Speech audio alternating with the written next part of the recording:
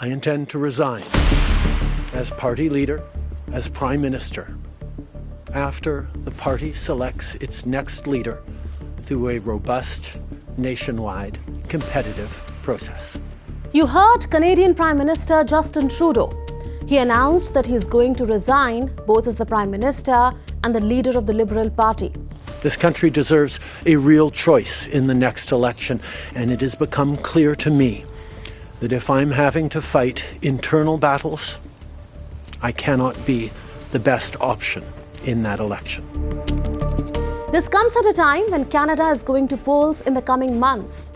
But why does Trudeau feel that he cannot be the best choice for Canada in the coming elections? Hello and welcome to Connecting the Dots. I'm Unman Bhattacharya. Let's connect the dots of the evolving political situation in Canada.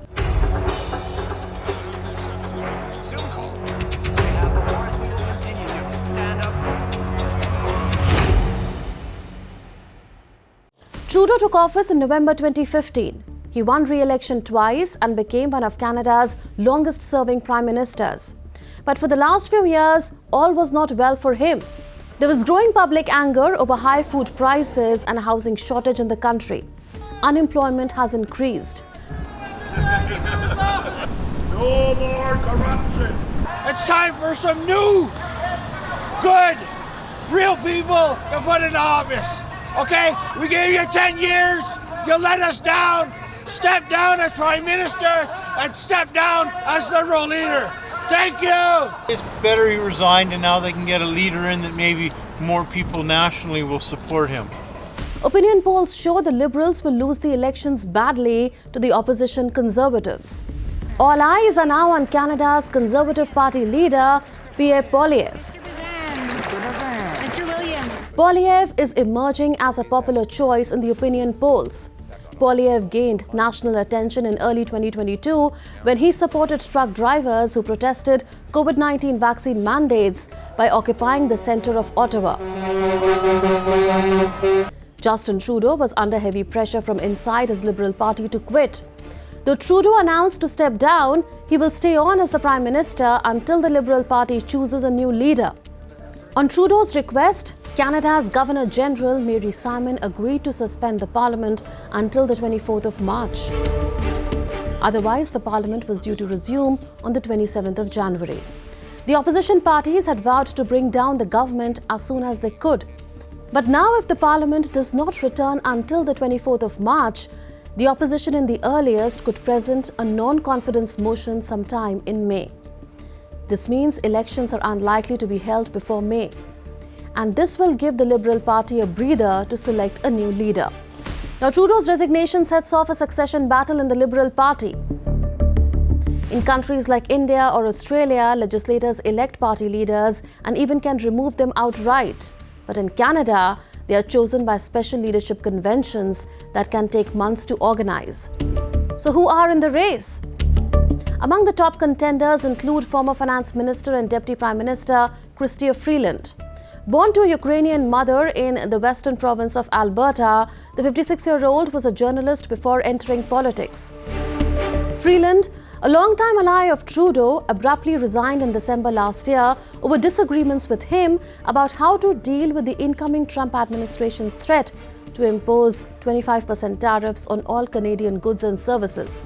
After Freeland's resignation, Trump called her behavior totally toxic.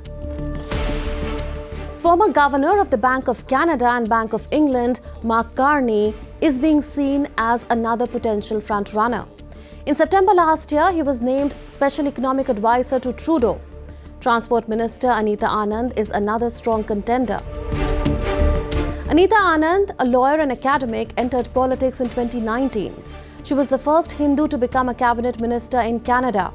Anita gained recognition for her work securing vaccines during the COVID-19 pandemic. Later, as Defence Minister, she brought in reforms to address sexual misconduct in the military. Other frontrunners in the race include Christy Clark, Melanie Joly, and Francois Philippe Champagne. Now stand at 57. Elections in the country must be held no later than October. But the government under its new leader is expected to fall long before through a vote in the House of Commons. Now, what does Trudeau's exit mean for India? There is no doubt that India-Canada ties have suffered greatly under Trudeau.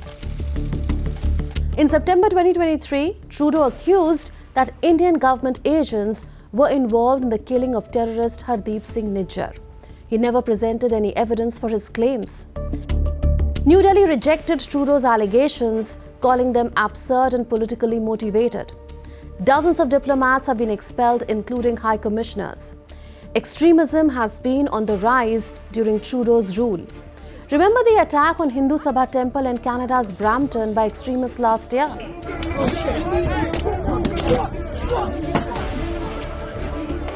Even Trudeau's Liberal Party was running the government in alliance with the New Democratic Party led by Jagmeet Singh, who himself is an extremist sympathizer. Further, Trudeau has made some big changes to the country's immigration policies. One of the most significant decisions was to end the fast-track study visa program known as SDS. This move has been met with criticism, especially from Indian students. With over 427,000 Indian students studying in Canada, Trudeau's policy shift has had far-reaching effects. Experts believe Trudeau's resignation opens up avenues for a reset in Canada-India relations. Now the question is, will Canada's next leadership be able to repair the damaged relations with India and restore trust? Only time will tell.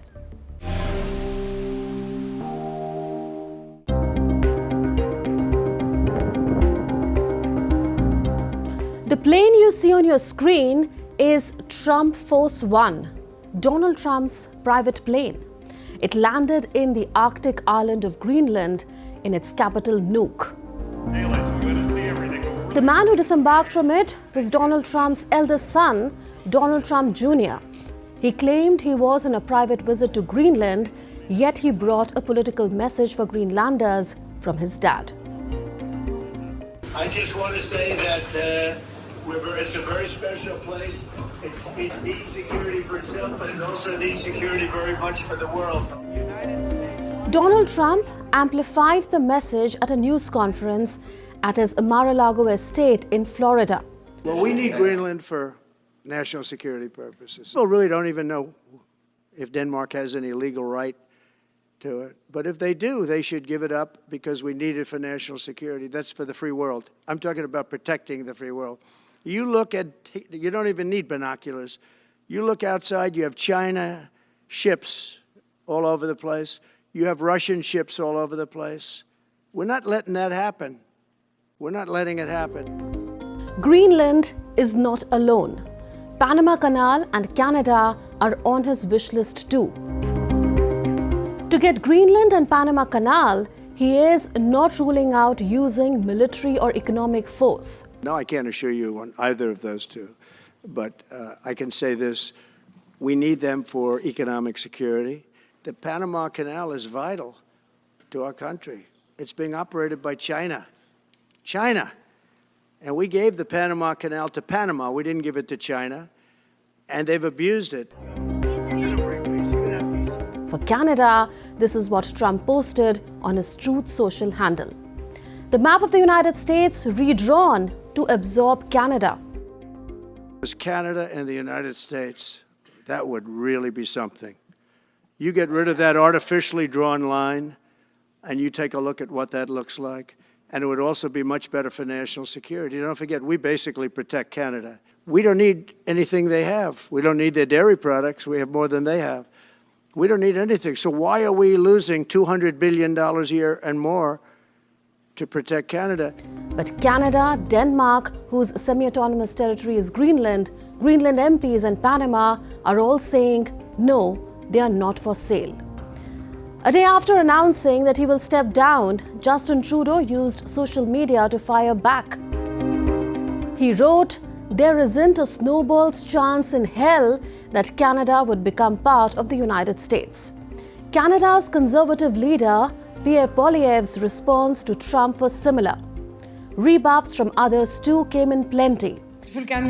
Greenland is not for sale. Greenland is not for sale and Greenland will not be for sale.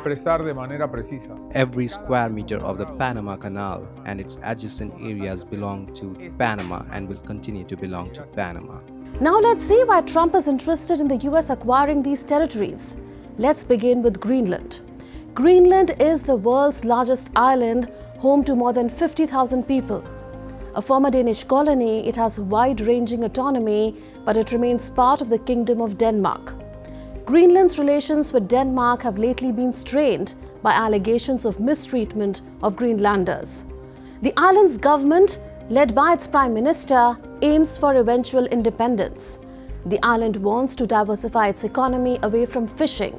It opened a new airport in Nuuk as part of plans to increase tourism, but it still relies on a roughly $500 million annual grant from Denmark, and this has proved to be a big sticking point to its independence.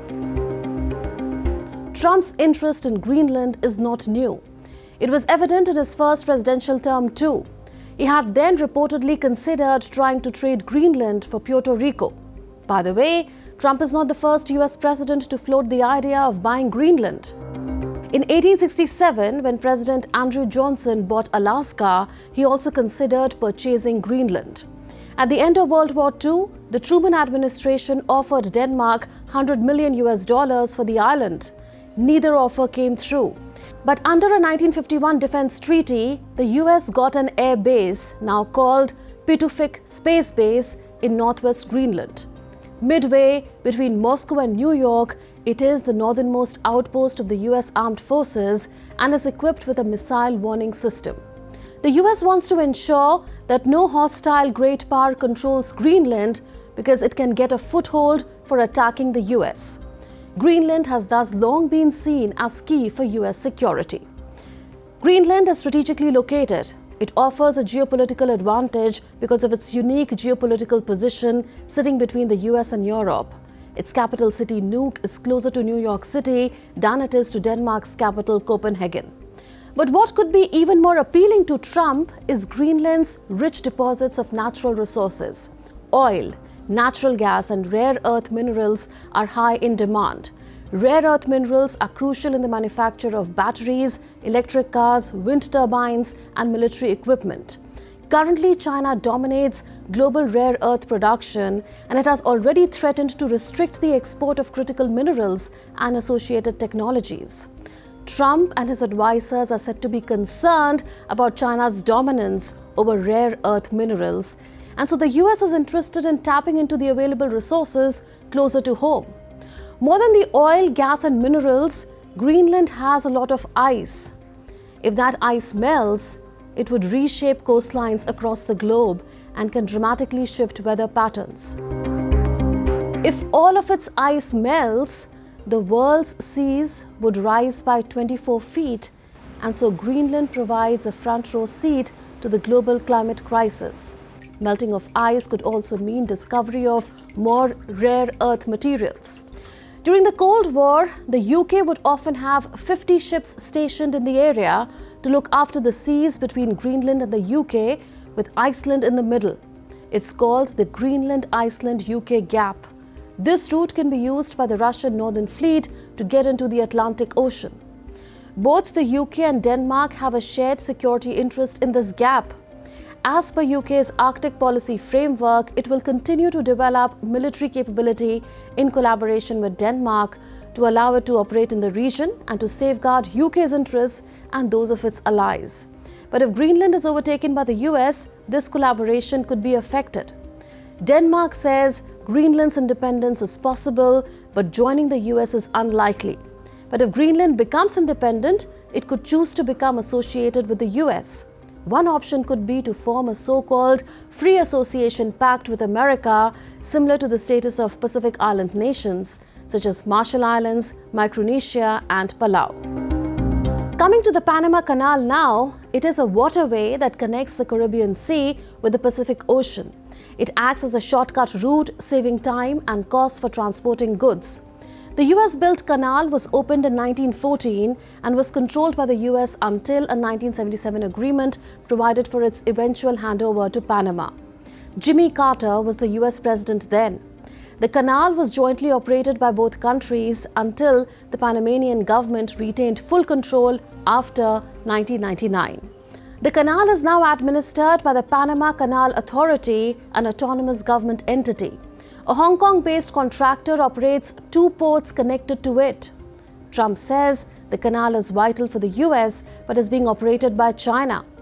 But the Panamanian president says there is absolutely no Chinese interference in the canal. What's more, Trump wants to annex Canada too, but not by military force, only by economic might. Trump laments the US spending hundreds of billions of dollars a year to protect Canada. If Trump's plan comes to pass, Canada would need to essentially disband. Experts say that would require invoking a constitutional amendment that would require the agreement of the House of Commons, the Senate, and of every province. The European Union is disapproving of Trump's plans. The sovereignty of states has to be respected. That's also the sentiment in France and Germany. Trump has also suggested renaming the Gulf of Mexico to the Gulf of America. All this means Trump wants to expand the US sphere of influence, a glimpse into what looks like a bigger scope of his America First vision.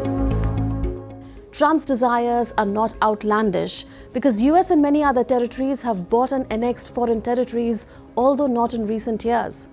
The US obtained the Virgin Islands from the Kingdom of Denmark in 1917 for $25 million in gold coin, but only after decades of attempts to acquire them. Alaska and Hawaii became US states in 1959.